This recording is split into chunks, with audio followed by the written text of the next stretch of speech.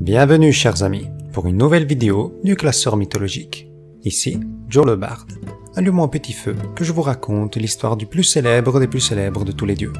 Un tonnerre d'applaudissements pour le roi de l'Olympe, Zeus. Tonnerre, Zeus, voilà. Et non, ça parle pas d'Hercule aujourd'hui. Ça change un petit peu enfin. Pour commencer, quelles sont les circonstances de la naissance de Zeus? Contrairement à ce que l'on pourrait penser, Zeus n'a pas été de tout temps un dieu à la carrure imposante portant une foudre à la main, mais comme pour toute divinité grecque qui se respecte, cette histoire commence avec une enfance de merde. Zeus était le fils des titans Cronos et Rhea. Papa, maman, fils, rien qui cloche jusque-là. Mais attention, Cronos, le père, avait une toute petite manie. Il aimait phagocyter ses enfants à leur naissance. Les bouffer quoi. Bon petit repas. Non, soyons précis. En vrai, il y avait une prophétie comme quoi ses propres enfants seraient un jour la cause de sa perdition. Alors, au lieu d'user de la contraception pour éviter qu'ils viennent au monde, il préférait les concevoir d'abord pour ensuite les manger. Joindre l'utile à l'agréable. Donc, faut savoir que Zeus n'était pas l'aîné de la famille.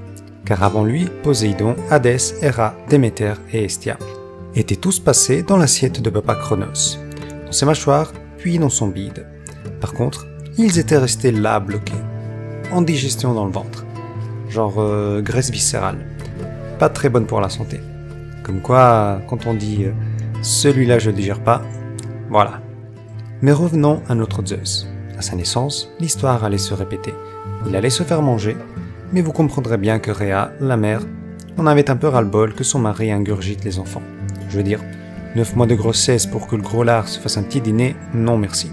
Alors, sur conseil de sa propre mère Gaïa, elle remplaça Zeus par une pierre, à sa naissance, et la donna à manger à Cronos.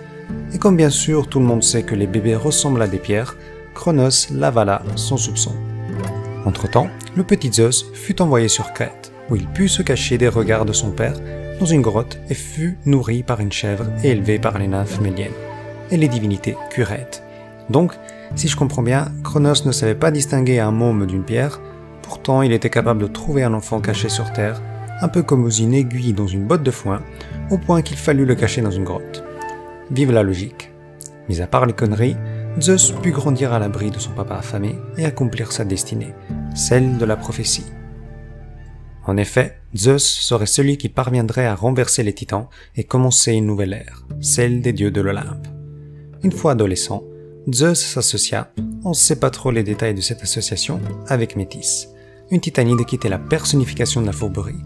Il conseilla au futur roi de l'Olympe un breuvage à faire boire à Cronos. Zeus réussit à persuader ce dernier de boire la potion, ce qui lui fit vomir tout ce qu'il avait dans le ventre. La pierre et les autres 5 enfants qui étaient bien restés marinés au chaud dans le jus gastrique pendant toutes ces années. Et après avoir dégueulé des enfants à tout bout de champ, Zeus le chassa.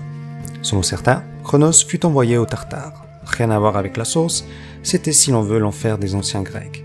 Selon d'autres, il fut exilé avec d'autres titans à l'Occident.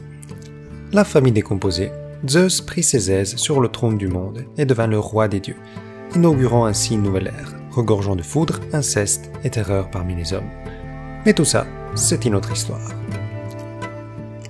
Chers amis, je vois que notre petit feu s'éteint, et le récit d'aujourd'hui s'achève. Je vous dis alors, abonnez-vous à la chaîne et mettez un pouce bleu si ce contenu vous plaît.